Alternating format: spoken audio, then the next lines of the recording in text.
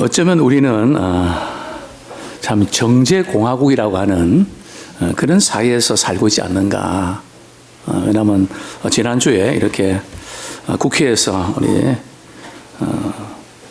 야당 원내대표가 말이죠, 이렇게 국회에서 연설하는 그거를 쭉 지켜봤습니다. 좀 국회 분위기는 좀 어떤가, 이렇게 그 내용에 대해서는 누가 옳고 그르고 그것보다 그 분위기,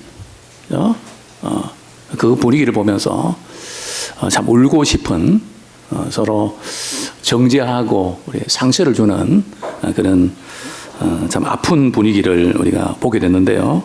또 우리 직장은 그렇지 않나요? 물론 직장마다 좀 다르지만은 윗상사가 또 아래 우리 직원들에게 우리 이야기할 때 정말 이렇게 깊이 배려하고 이해하고 또 조심스럽게 우리가 말을 건네는 상사도 있겠지만, 또 어떤 경우들은 거의 인격 모독 수준에 가까운, 그래서 참 이렇게 큰 문제가 되고 이슈가 되는 아마 그런 우리의 사건들을 우리는 알고 있습니다. 그죠? 참 직장에서 우리는 많은 정제 가운데 우리 상처를 받게 되죠. 그죠? 그러면 오늘날 한국 교회는 어떤가요?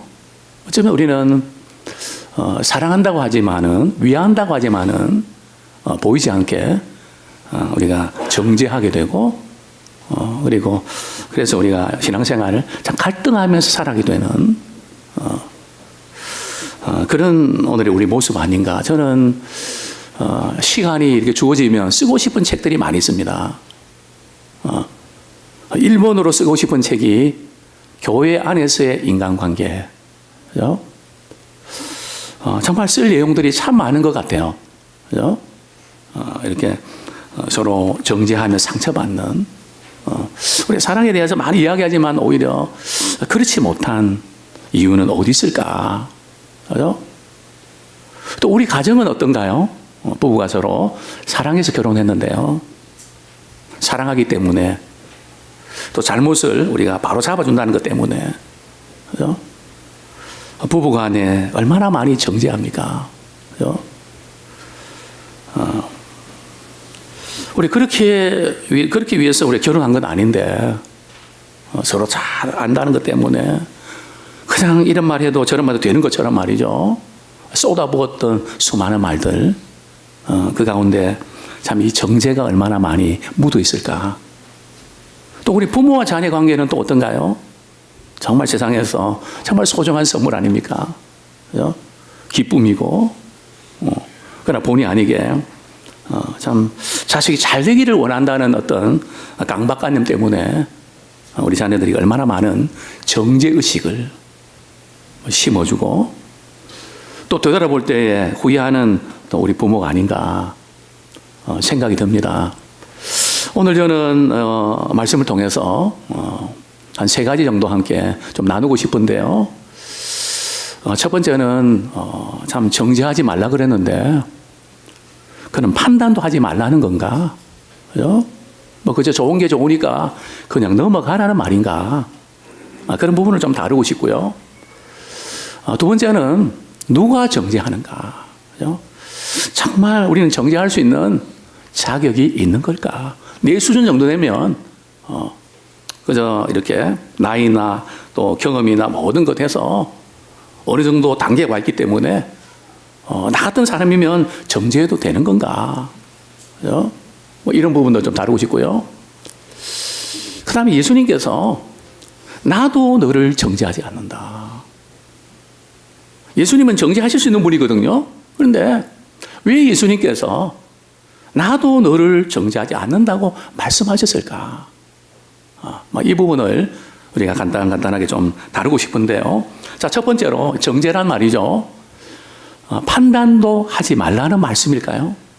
어떻습니까? 예? 정죄하지 말라고 성경은 말씀하고 있는데요. 판단하지 말라는 말씀일까요? 이 정죄라는 단어가 뭘까요? 말 그대로 죄로 말이죠. 규정을 하는 것을 말하죠. 그죠? 이것이 좀 잘못됐고, 이렇게 조금 고쳐주는 단계가 아니라, 그죠? 죄를 이렇게 죄로 규정하는 거. 그죠? 이게 바로 이제 정죄라는 거죠. 근데 이 정죄라는 단어는 말이죠. 우리가 사람끼리 쓸 수 있는 단어일까요? 사람이 사람을 향해서 쓸 수 있는 단어가 아닙니다. 이 정죄라는 단어는 하나님과의 관계에서만 쓸 수 있는 단어입니다. 그죠? 먼저 우리 로마서 5장 16절에 보면요. 사람이 이렇게 범죄하면 우리가 정죄를 우리가 당하게 됩니다. 우리가 사람이 죄를 지으면 말이죠. 양심이 있기 때문에 죄책감을 느끼게 되고 우리의 정죄 의식을 갖게 되는 거죠. 또 우리 예수님을 믿지 않는 사람은 또 정죄를 당하게 됩니다. 그죠? 참 예수님을 믿는 사람과 믿지 않는 사람의 특징은 말이죠. 물론 우리도 약해서 죄를 지지만은 예수님을 우리가 믿는 사람은 죄에서 자유함을 얻습니다. 그죠? 더 이상 우리는 정죄를 받지 않거든요. 그죠? 우리 정죄의 심판은 믿음의 사람들은 받지 않습니다. 사람이 정죄당한다는 거, 뭐 예를 들면요. 참 이렇게 부모가 되고 우리가 지나온 날들 가만히 볼 때 참 자녀들한테 마음 걸리는 게 많이 있죠. 자녀들에게 마음이 안 걸리는 부모가 있나요? 그죠? 잘해도 걸리고 또 조금 소홀해서도 걸리고, 그죠? 이게 평생 가지 않습니까? 내가 그때 좀 내가 이렇게 했어야 되는데 내가 왜 그걸 몰랐지? 저도 좀 그런 부분이 많이 있습니다. 그죠? 그러나 우리 예수 믿지 않는 사람들은 말이죠. 사실은 마음이 안 믿는 사람들은 편할 것 같은데 편치 않습니다. 겉으로는 편한데 속이 불편합니다. 그죠? 예수 믿지 않는 사람들은 정죄를 당하면서 살아갑니다. 어떻게 알 수 있냐고요? 저는 길거리를 다니면서도 그 사람들이 무슨 말을 하고 다니는지를 귀담아 듣습니다. 낱말은 누가 듣고 말이죠. 지나가는 말은 제가 듣습니다. 왜냐하면 목회자는 미친 것 같아요. 뭔가 이 소스를 말이죠. 저는 뭐 간장 소스, 양념 소스가 아니라 말이죠. 설교 소스에 미치는 사람입니다. 무슨 말을 해도 말이죠. 야, 그 가운데서 깨닫게 주신 게 뭔가. 저는 특별한 소스를 만들어냅니다. 예, 말씀 소스라고요. 그죠? 지나가는 이야기를 들으면요. 이런 말을 합니다. 무슨 연륜인지 알 수 없지만은 힘든 이야기를 하면서 하는 말이 내가 죄가 많아서 그렇지. 내가 죄를 많이 지어서 그렇지. 이러면서 지나갑니다. 저는 그거 들으면서 알기는 뚫어지게 잘하네. 뚫어지게 잘하네. 사람은, 믿지 않는 사람은 정죄의식으로 고통당합니다. 그죠? 그럼 예수 믿는 사람들도 말이죠. 때로는 정죄를 당합니까? 안 당합니까? 경험적으로 어떤가요? 우리 예수 믿는 사람도 우리 정죄를 당하는 경우들이 있나요? 있다면 어떤 경우죠? 우리 성경 말씀 이 부분은 한번 좀 찾아보도록 하겠습니다. 누가복음 11장 31절부터 32절까지.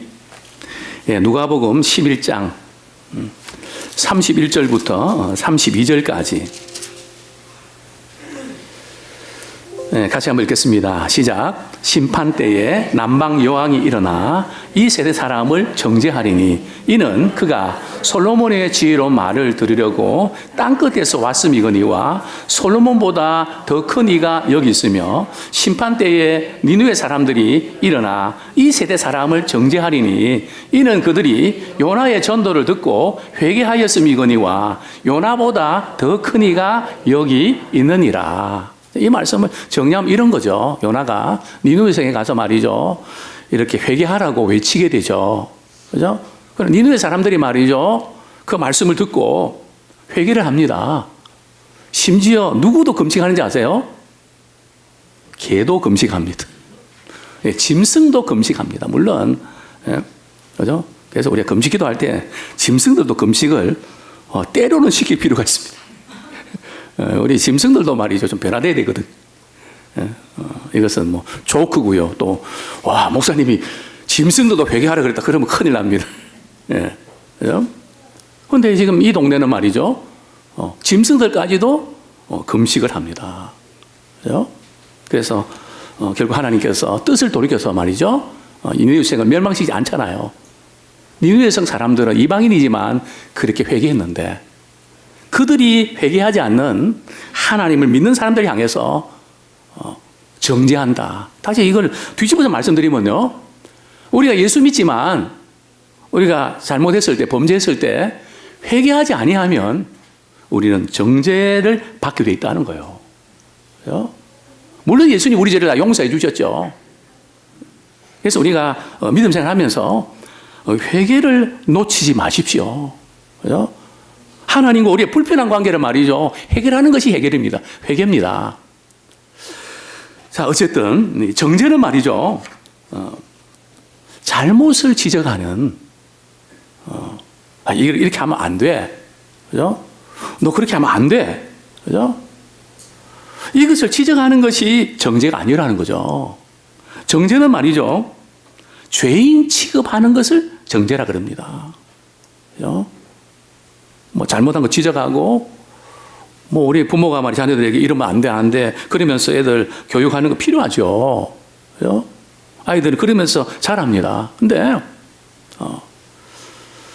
죄인 취급하는, 그죠? 이제 그게 이제 정죄라는 거죠. 우리 죄인 취급은 누가 할 수 있습니까? 남편 아닌가요? 직장의 상사 아닌가요? 내가 월급 주는데 너 이거밖에 일 못해? 내가 공부시키는데 너 공부 그거밖에 못해? 그죠? 물론 그거 필요합니다. 그러나 바보 취급 당하게 만들고 민망하게 만들고 죄인인 것처럼 막 그냥 어디 숨고 싶은 그런 쪽으로 빠지면 바로 정죄라는 단계라는 거죠. 참 민망하게 만들고요. 무시하는 거. 딱 눈빛 보고 말이죠. 상대가 굉장히 민망해하고 굉장히 그런 우리가 눈빛을 살펴야 돼요. 우리 옆에 있는 분은 눈빛 한번 보시죠. 이게 눈치가 빨라야 됩니다. 그래서 눈빛을 보고 말이죠. 되게 민망해하면 내가 말 잘못했구나. 상대방이 굉장히 그것 때문에 아파하구나. 그죠?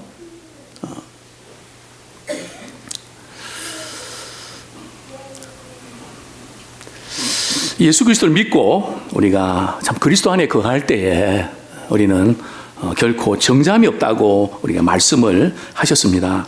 자, 우리 누가복음 6장 37절. 자, 우리가 여기 지금 정죄라는 것이 판단하지 말라는 것일까? 누가복음 6장 37절 말씀 우리 한번 보겠습니다. 누가복음 6장 37절.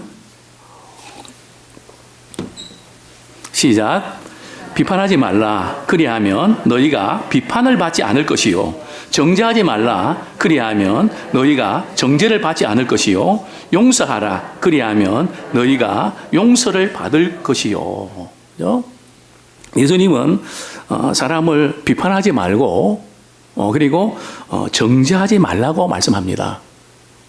누구까지도 말이죠. 심지어 원수까지도 정죄하지 마라. 왜냐하면요, 우리 상대방을 정죄를 하면요, 사실은 우리 자신이 정죄를 당하게 되는 겁니다. 정죄하는 사람은 상대방에게 눌려서 살죠. 또 정죄하는 만큼 굉장히 힘들어지게 됩니다. 그래서 예수님께서는 정죄하지 마라. 이렇게 말씀을 하셨는데요. 그러면 상대방이 잘못했는데 말이죠. 가만히 입 다물고, 그죠? 그냥 가만히 있으라는 말일까요? 그죠? 그럴 수는 없지 않아요. 그죠? 분명히 잘못했는데 그냥 넘어가라고요? 자, 우리 요한복음 7장 24절. 그죠? 성경은 우리가 판단하는 것을 금하는 게 아니에요. 그죠? 자, 문제는 참 어떤 성격인가 중요한데요. 우리 요한복음 7장 24절에 보면 뭐로 판단하지 말고요. 외모로 판단하지 말고 공의롭게 판단하라. 정말 우리는 이렇게 판단하라는 저는 단어를 말이죠. 조금 좀 이렇게 다듬으면 권면이라고 표현하고 싶습니다. 판단은 내 위치에서 말이죠. 상대를 이렇게 기준을 정해놓고 말이죠. 속단하는 것을 우리가 의미할 수가 있거든요. 그래서 이 판단보다는 이 권면은 우리 해야 됩니다.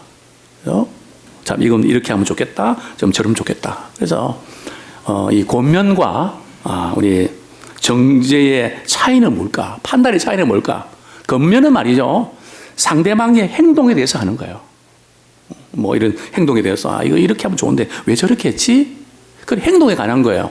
판단은요, 상대방의 뭐에 관한 걸까요? 인격입니다. 그렇죠? 우리가 직장에서 우리가 이렇게 충고하고 우리 권면할 때, 야, 이 일은 이렇게 해야 돼, 저건 저렇게 해야 돼, 가르치면서 배워하는 그건 얼마든지 필요하죠. 그러나 판단은 말이죠, 막 인격 모독 수준이 있죠. 참 나라는 존재는 정말 바보 같고, 나라는 존재는 할 수 있는 게 아무것도 없는 것 같고, 정말 내가 이 세상에서 뭐가 필요하냐? 내가 이 가정에서 뭐가 필요하냐? 그죠? 그냥 인격에 관한 부분까지 우리 들어가면 그것은 판단이고 정죄입니다. 그래서 우리는 어떤 경우에도 우리 판단하거나 정죄하지 말고 이해하고 용서하는 우리 믿음의 식구들이 되기를 소원합니다. 자, 두 번째로 누가 정죄할 수 있을까요? 나 정도면 내 신앙 연륜이면, 내 정도의 직분이면, 내 정도의 지식이면 이제는 정죄할 수 있는 걸까요? 자, 오늘 본문에 보면 서기관과 바리새인들이 말이죠, 가늠하다 현장에 잡힌 여인을 말이죠, 질질 끌고 말이죠, 어디로 들어옵니까? 성전 안으로 들어옵니다. 그렇죠? 지금 예수님의 심정은 어떤 심정인지 아세요?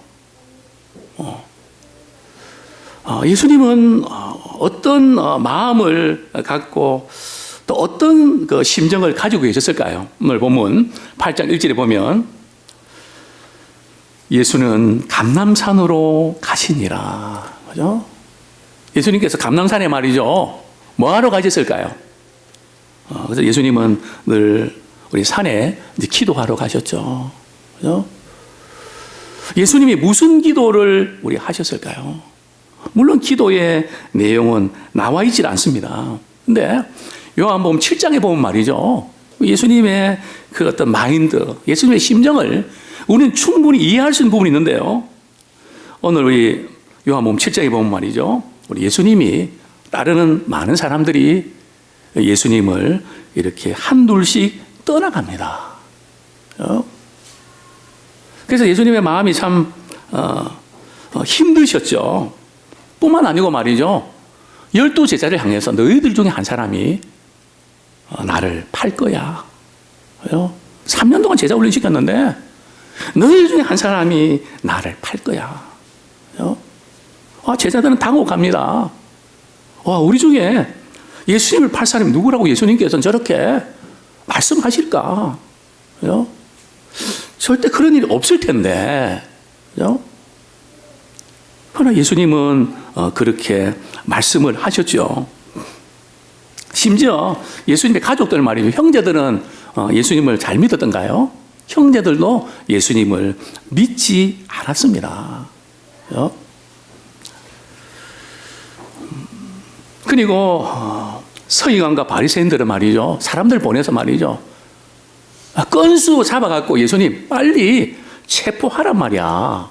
왜 자꾸 무리를 일으키고 문제를 일으켜? 예수님을 빨리 체포해와. 그죠? 지령까지 내린 시점입니다. 참 이 복잡한 상황 속에서 예수님은 감람산에 올라가서 기도하시죠. 또 서기관과 바리새인들은 말이죠, 예수님과 그 다른 무리들을 향해서 말이죠, 어떤 부류로 말이죠 여기는지 아십니까? 우리 요한복음 7장 48절 보겠습니다.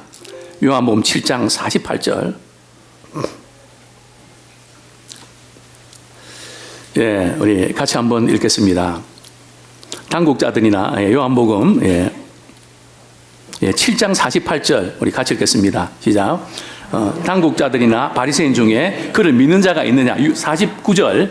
율법을 알지 못하는 이 무리는 저주를 받은 자로다. 누구를 가리켜서 저주를 받은 자라고 별명을 붙입니까? 예수님과 말이죠. 예수님을 따른 무리들 향해서 말이죠. 저들은 성경도 모르는 사람들이야. 무식한 사람들이야. 그죠? 저주를 받은 사람들이야. 그죠? 이렇게 여기는 이런 상황 속에서 예수님은 감난산에서 기도하시고 아침 일찍 말이죠. 성전에 들어가시죠. 그리고 이제 많은 사람들에게 하나님의 말씀을 이렇게 가르치고 있습니다. 근데 갑자기 말이죠. 웬 소란이 일어납니다. 그죠? 가나마다 현장에 잡힌 여인을 말이죠. 질질 끌고 성전 그렇게 가운데 말이죠. 딱 세웁니다. 그죠? 그리고 그죠? 예수님께 말이죠.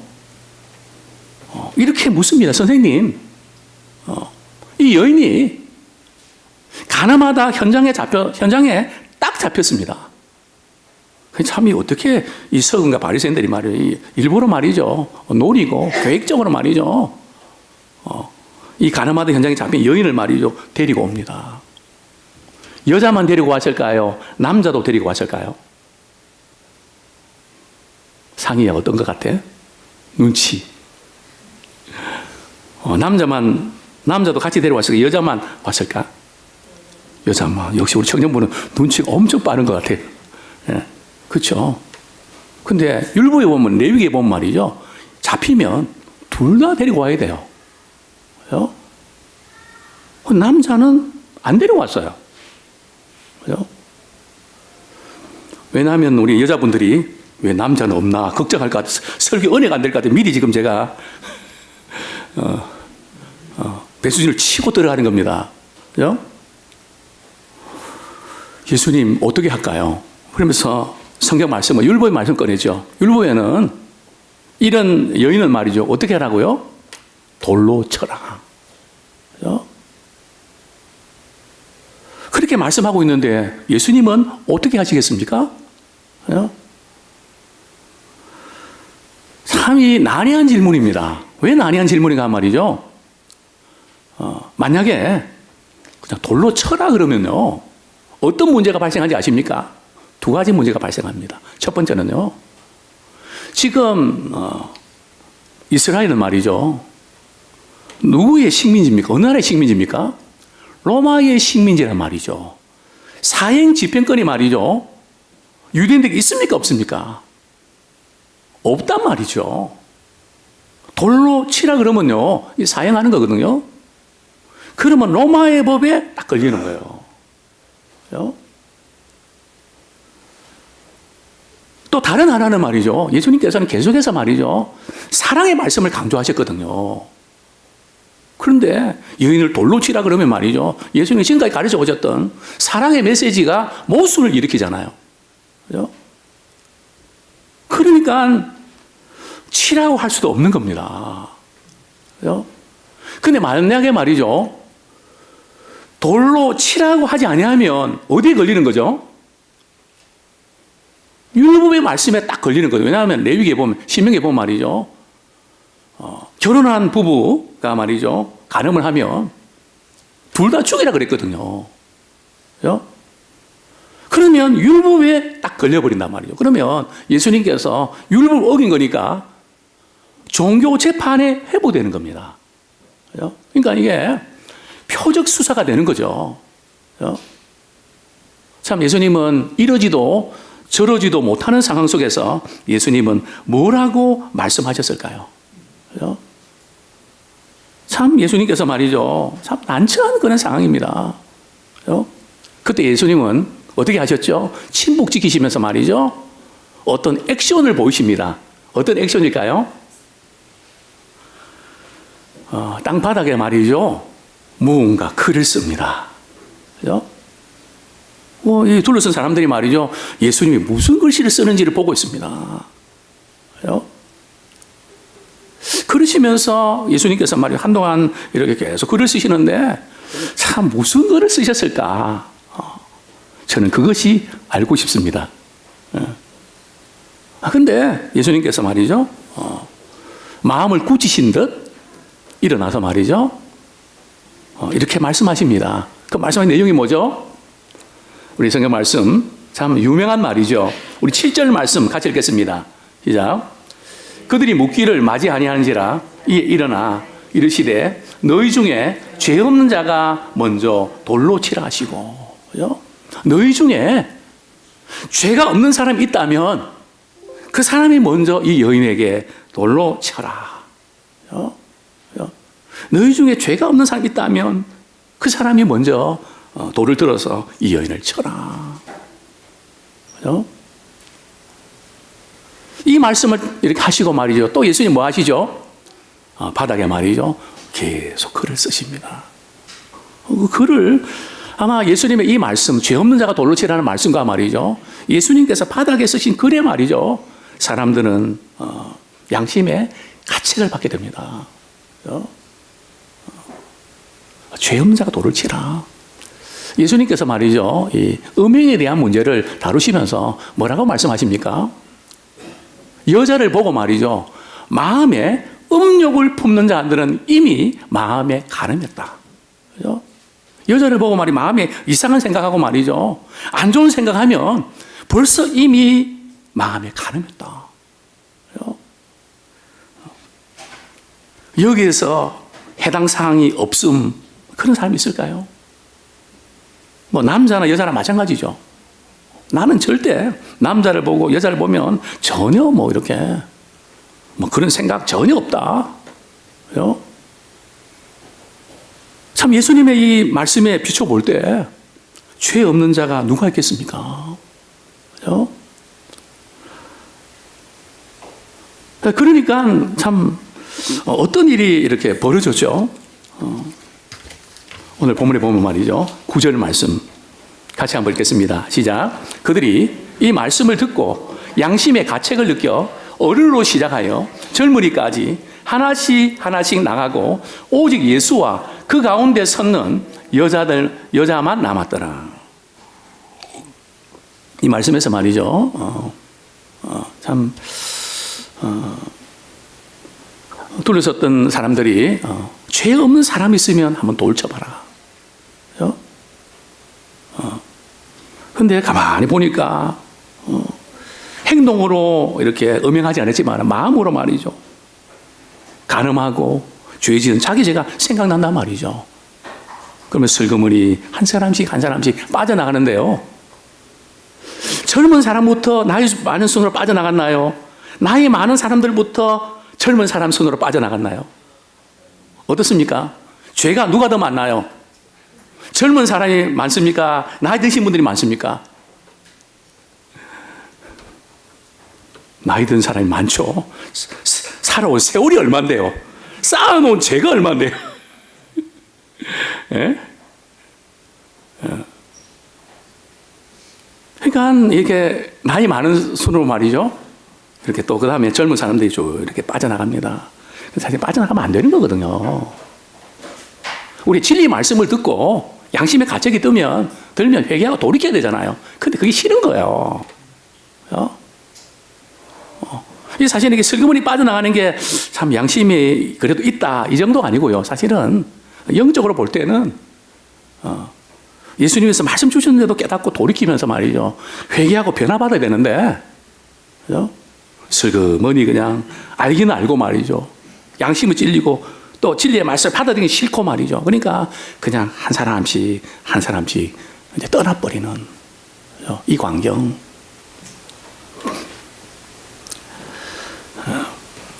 결국 누구만 남죠? 예수님과 이 여인만 둘 달랑 남았습니다. 그죠? 예수님께서 일어나셔서 여인에게 이런 말씀을 하시죠. 야, 너를 당신을 죽이려고 고발했던 그 많은 사람들이 있느냐? 너를 정죄하던 그 많은 사람들이 있느냐? 그러니까 이 여인이 말이죠. 이 여인의 한번 처한 상황을 한번 보십시오. 이 여인은 말이죠. 그 가늠하던 현장에 잡혀서 말이죠. 참 이제 난 죽게 생겼구나. 부들부들 떱니다. 그것도 말이죠. 정말 소문이 이렇게 메시아라는 소문이 있는 그런 예수님 앞에서 말이죠. 그것도 성전에서 말이죠. 가운데 세워놓고 말이죠. 완전 공개 신문하는 거 아닙니까?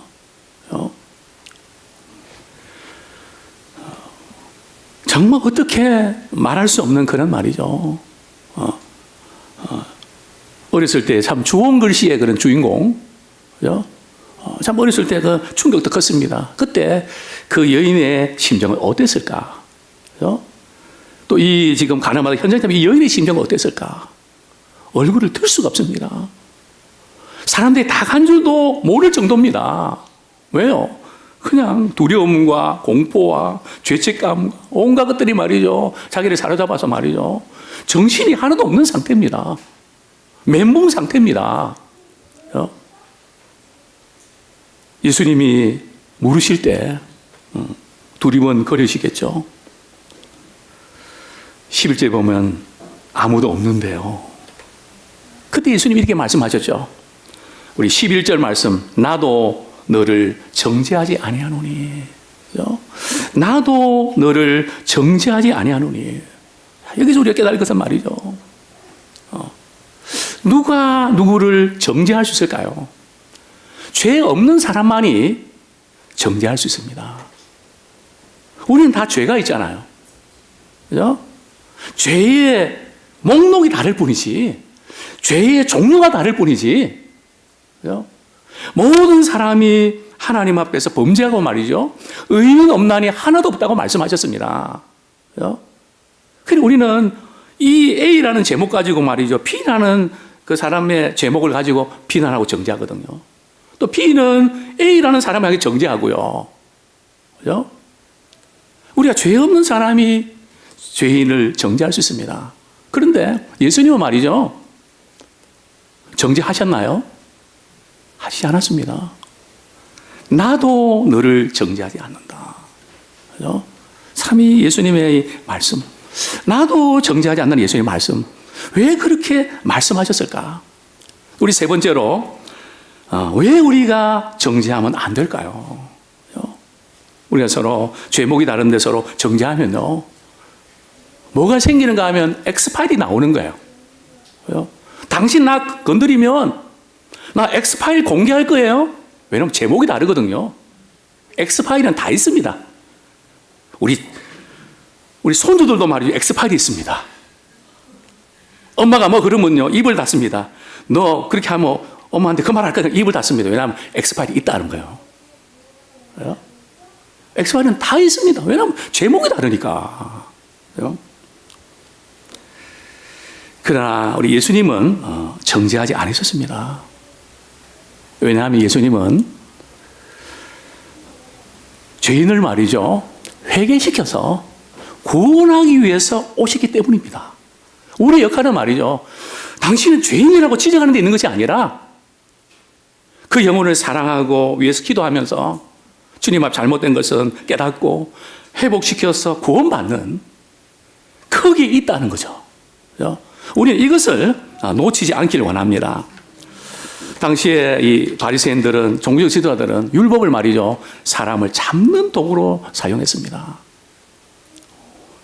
법이요 말이죠. 법대로 합시다. 우리가 그런 말을 악이 맞았을 때는 합니다. 한번 법으로 한번 해봅시다.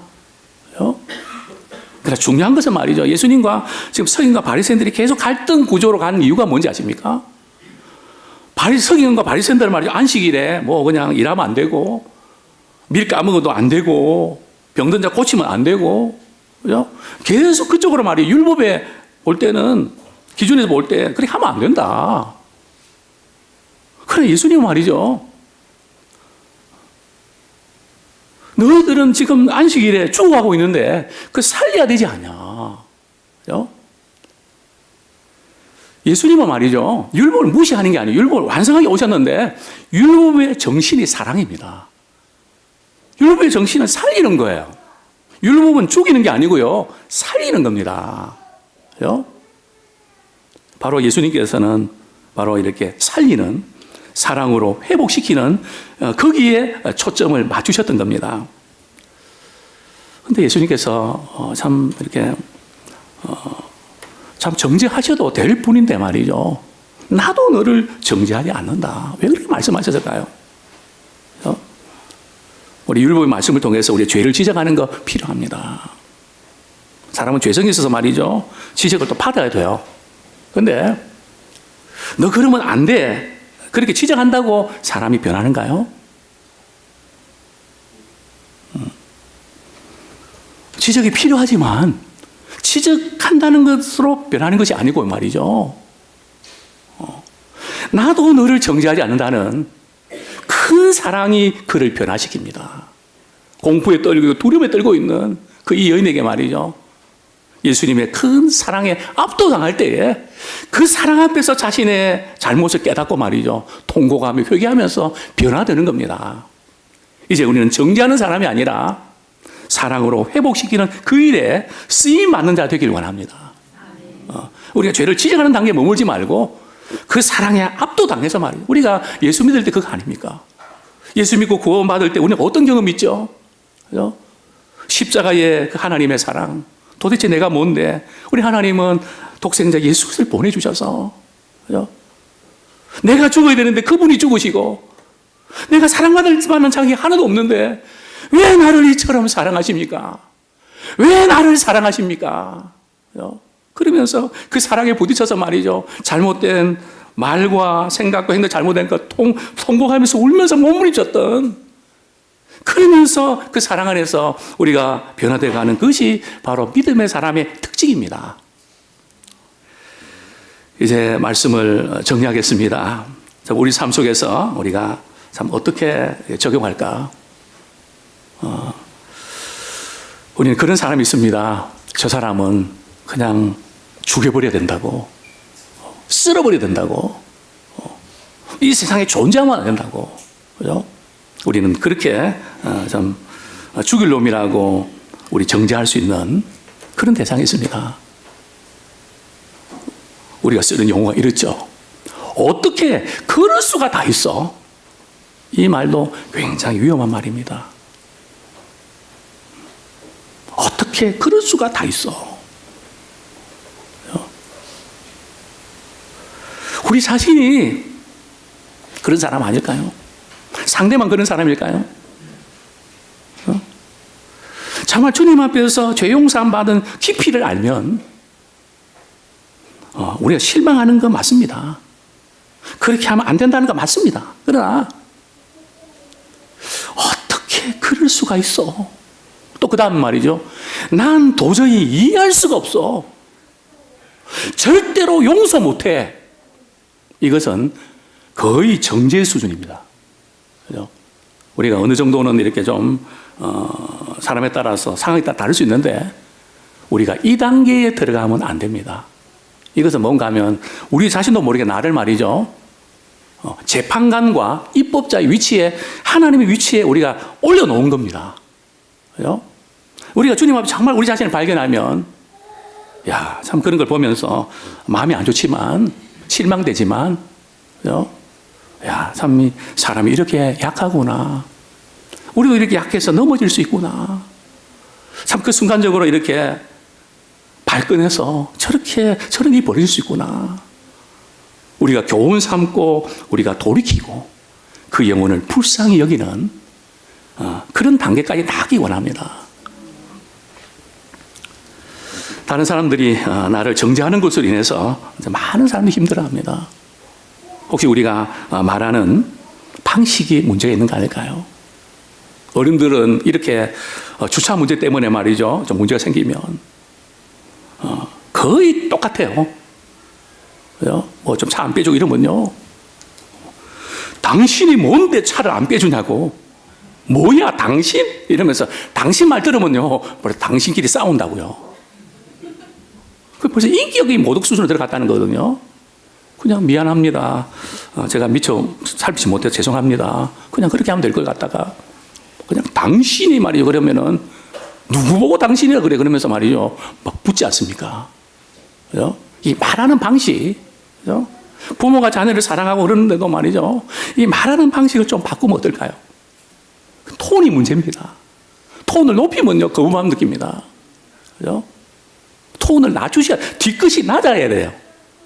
벌써 어디에 자꾸 반감을 느끼는가 말이죠. 이 톤이 말이 높은 사람들. 왜 그랬어? 이러면 말이죠. 화가 나죠. 그죠? 우리가 톤을 낮추셔야 돼요. 그죠? 눈빛이나 표정도 달라져야 됩니다. 그죠? 눈빛이 독산 눈처럼 해갖고 말을 하면 안 된단 말이에요. 그죠? 표정도 말이죠.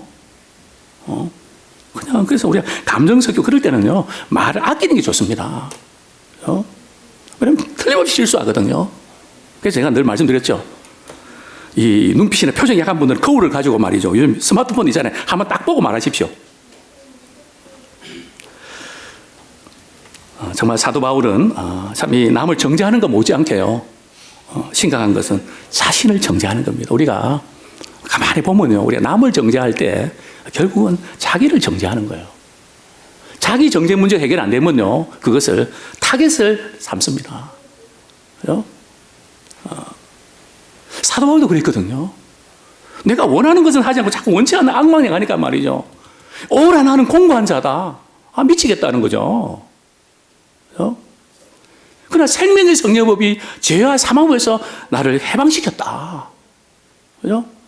이 내 자신의 정죄의식이 우리가 기도를 통해서 회개를 통해서 정말 자유함을 얻는 경험을 하셔야 됩니다. 이게 경험이 안 된 상태에 쌓여있으면요, 다른 사람을 틀림없이 우리는 정죄하게 됩니다. 그러므로 이제 그리스도 예수 안에 있는 자에게는 결코 정죄함이 없나니 생명의 성령의 죄와 사망에서 자유케 됐다. 이제 우리는 예수님의 피로 믿음으로 용서받기 때문에 결코 누구로부터 정죄받지 않습니다. 또한 우리는 누구도 정죄해서는 안 됩니다. 우리 자신을 정죄해서도 안 됩니다. 예수님께서 하셨던 말씀, 나도 너를 정죄하지 않는다. 예수님은 십자가 위에서도 그렇게 말씀하셨죠. 자기를 못 받고 조롱하고 멸시하는 무리들 향해서 저 같으면요, 그냥 한번 뽐때를 보이기 위해서 말이죠. 한번 그냥 그들을 말이죠. 어제 한번 힘으로 말이죠.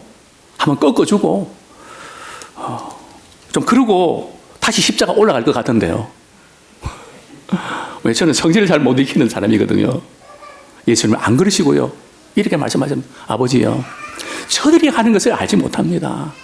저희의 죄를 사해 주십시오. 우리 또한 부족하지만 이 세상 살아가면서 얼마나 많은 사람들이 정죄의식과 피해와 상처를 받고 살아갑니까? 어쩌면 가장 가까운 내 아내, 내 남편이, 내 자녀들이, 아니 성도들이, 또 우리가 직장에서 이런 우리는 당연하다고 생각하지만은 보이지 않게 울고 있는, 아파하는 이런 가운데 우리는 정죄자가 아니라 사랑으로 회복하면서 또 따뜻하게 권면하면서 일으키는 도구로 쓰임받기 원합니다.